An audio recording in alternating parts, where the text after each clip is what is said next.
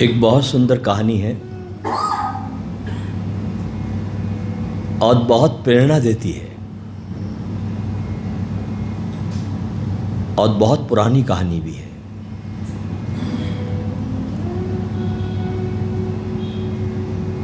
कि एक बार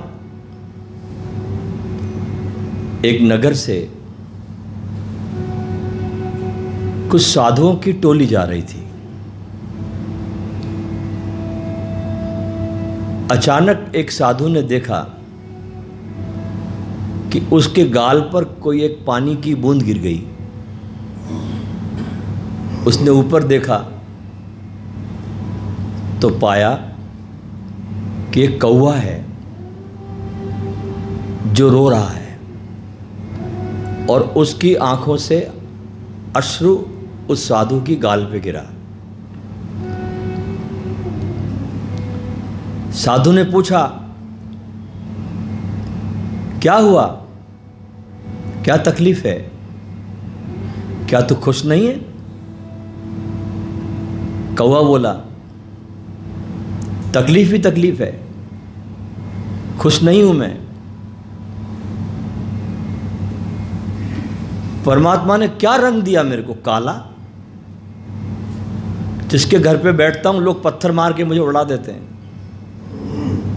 जहां मैं कांव कांव करता हूं लोग मुझे भगा देते हैं।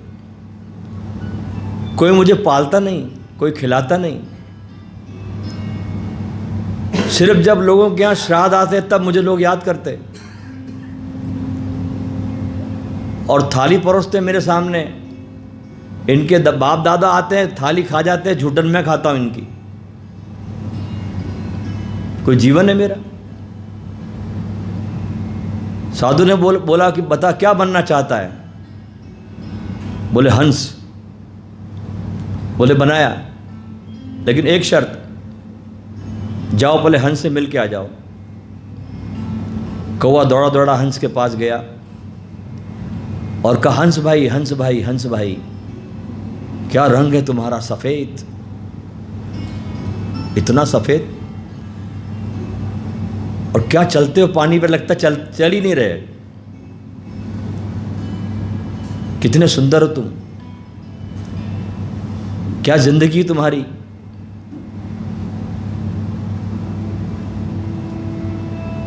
हंस बोला, बिल्कुल खुश नहीं हूं जीवन से। बोले क्यों? मेरा कोई रंग है? मौत के बाद का रंग हूं मैं, सफेद। लोग कोई मरता तो सफेद कपड़े पहन के जाते। खुश नहीं हूं जीवन में। बोले तुम खुश नहीं हो? बोले नहीं।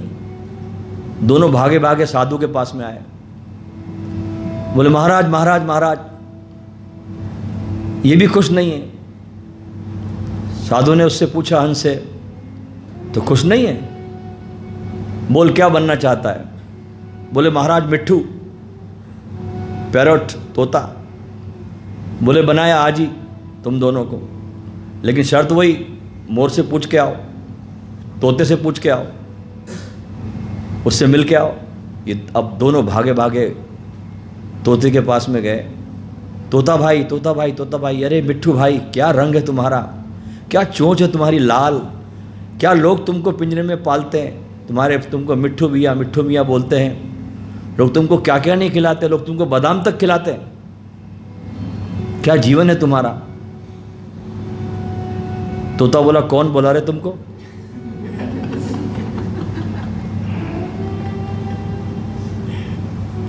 हरा रंग, पेड़ में छुप जाता हूं, हरियाली में दिखाई भी नहीं पड़ता लोगों को। तुमने भी मुझको ढूंढने के लिए पेड़ के 4 चक्कर लगाए, तब तुमको दिखाई पड़ा मैं। कोई रंग है ये? बिल्कुल खुश नहीं हूं। बोले तू भी खुश नहीं? बोले बिल्कुल नहीं। अभी तीनों भागते भागते महात्मा के पास आए, महाराज के पास, साधु के पास। बोले महाराज हम तीनों खुश नहीं हैं। तो साधु ने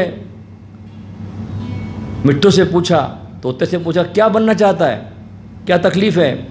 बोले महाराज हमको मोर बना दो, पिकॉक। पिकॉक बनना चाहता है? बोले हाँ। बोले आज ही बनाया, लेकिन शर्त वही, मोर से पूछ के आओ। अब ये तीनों भागे भागे गए। मोर भाई, मोर भाई, मोर भाई, क्या गजब के हो तुम यार, राष्ट्रीय पक्षी हो तुम, स्कूल में पढ़ाए जाते हो, और जब सावन की बरसात आती है, जब तुम पंखों को खोलते हो, लोग तुम्हारी तस्वीरें लेने को आतुर हो जाते हैं। कितने सुंदर हो तुम जब नाचते हो मोहित कर देते हो, कितने खुश हो।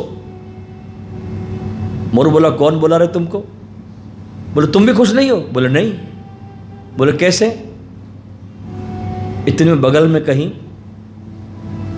किसी को काटने की आवाज आ रही थी, ठक ठक ठक ठक, जैसे कोई मुर्गा काटे, कोई जानवर काटे, कोई बकरा काटे, ऐसी काटने की आवाज आ रही थी। मोर ने कहा ध्यान से सुन, तीनों को बोला ध्यान से सुनो आवाज। तीनों ने कहा हाँ आवाज आ रही है, ठक ठक ठक। क्या है ये? मोर ने कहा अभी अभी एक शिकारी ने मेरी मां को मार डाला है, और बड़े बेरहमी से उसके पंखों को नोचा गया है। मेरी मां के पंखों को बड़ी बेरहमी से शिकारी ने नोचा। अब ये पंख जाकर पूरे देश में बिकेंगे, लोगों के घरों की शान बनेंगे। कोई जीवन है हमारा, अगले घंटे का पता नहीं है, इतना असुरक्षित है।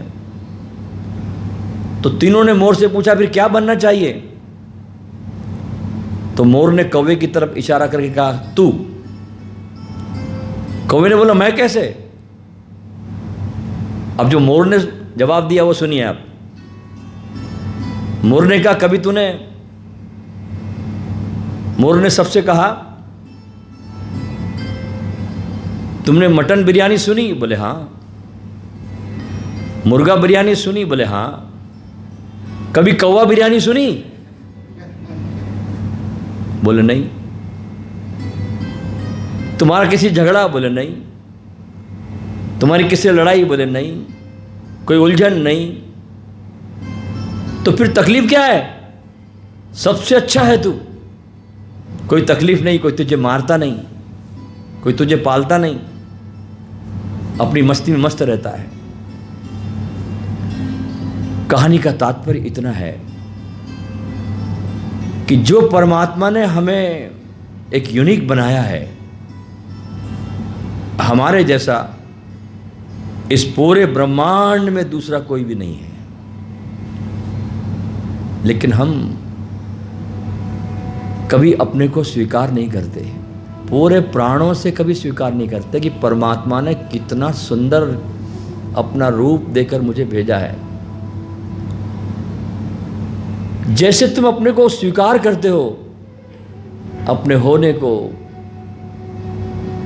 वैसे ही तुम्हारे जीवन में परम शांति आने लगती है, क्योंकि जीवन में कंपैरिजन दुख लाता है। मेरे पास अगर वैगनआर कार है तो मुझे उसका कोई सुख नहीं है, लेकिन मेरे पड़ोसी के घर में मर्सिडीज आ जाए तो मैं दुखी हो जाता हूं। मेरे पास छोटा मकान है, मैं सुखी नहीं हूं, लेकिन मेरे पड़ोस में बड़ा घर बन जाए मैं दुखी हो जाता हूं। वो कहते हैं ना, हर भारतीय मन में, पुरुष के मन में यह ख्याल होता है, हर भारतीय मन ये सोचता है कि उसकी पत्नी तो हो संस्कार वाली, लेकिन पड़ोसन हो खुले विचार वाली। पत्नी संस्कार वाली चाहिए और पड़ोसन खुले विचार वाले चाहिए।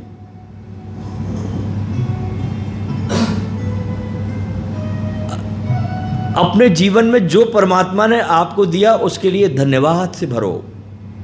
जो आपको मिला, आपकी औकात से ज्यादा ही आपकी झोली भरी गई है। जो आपकी औकात है उससे ज्यादा ही कुछ डाल दिया गया है, लेकिन हम शिकायतों की फहरिस्त हमारी बहुत बड़ी बड़ी होने लगती है। उसको इतना क्यों दिया, मुझे क्यों नहीं दिया, उसको इतना क्यों दिया, मुझे इतना क्यों नहीं दिया। जब हम परमात्मा से शिकायत करते हैं तो उसकी ऊर्जा को ब्लॉक करते हैं। ये ध्यान रखना। आपको रहस्य की बात बताता हूं। आपने जरा भी शिकायत का भाव मन में लाया कि वो जो ऊर्जा का, परमात्मा का प्रवाह आपकी तरफ आता है, वो ब्लॉक हो जाता है, क्योंकि आप उसकी मर्जी को स्वीकार नहीं कर रहे, अपनी मर्जी को ला रहे हैं। इसलिए अपनी मर्जी को छोड़ो और परमात्मा की मर्जी को होने दो, सदा उसकी मर्जी को होने दो। भगवान सदा मनुष्य से एक बात कहते हैं, हे इंसान, तू वो करता है जो तू चाहता है, लेकिन होता वही है जो मैं चाहता हूं। तू करना शुरू कर वो जो मैं चाहता हूं, फिर होगा वही जो तू चाहता है, फिर होगा वही जो तू चाहता है। तो परमात्मा की मर्जी उसको होने देना चाहिए। और जब कोई आपके जीवन में अप्रत्यक्ष कोई घटना घटे, बहुत सुंदरतम कोई घटना आपके जीवन में घटने लगे जिसकी कभी आपने कल्पना भी नहीं की होगी, जब ऐसी कोई घटना आपके जीवन में घटने लगे तो अपनी पीठ मत ठोकना कि ये मेरे कारण हो रहा है। सदा ये ध्यान रखना, ये तो उसकी ही ऊर्जा का खेल है, उसकी कृपाओं की बारिश है मुझ पर जो करवा रहा है। ऐसे नम्रता का भाव जब हम अपने जीवन में लाते हैं तो और उसकी आशीर्वादों के लायक हम होते चले जाते हैं। और जितना हम अपने को बीच में लाते हैं उतने उनकी आशीर्वादों से वंचित रहते हैं। इसलिए स्वीकार भाव, धन्यवाद का भाव, हर पल पल जो जीवन दिया जा रहा है उसके प्रति परम ग्रेटिट्यूड का भाव, जो घट रहा है आपके जीवन में। दादू दयाल के जीवन में एक घटना मुझे स्मरण में आ रही है इस समय। दादू बहुत उच्च कोटि के संत, जिस पर सदगुरु ओशो ने बोला भी है। उनके जीवित काल में ही 73 शिष्य जागृत हो गए थे दादू के पास। इस पूरे मनुष्यता के इतिहास में जितने दादू के शिष्य जागे उतने किसी बुद्ध पुरुष के नहीं जागे। बहुत लंबी श्रृंखला इनके शिष्यों की। रज्जब दास, पलटू दास, गुलाल, लाल, ये सब उन्हीं के शिष्य हैं। उनके जीवन की बड़ी सुंदरतम घटना है।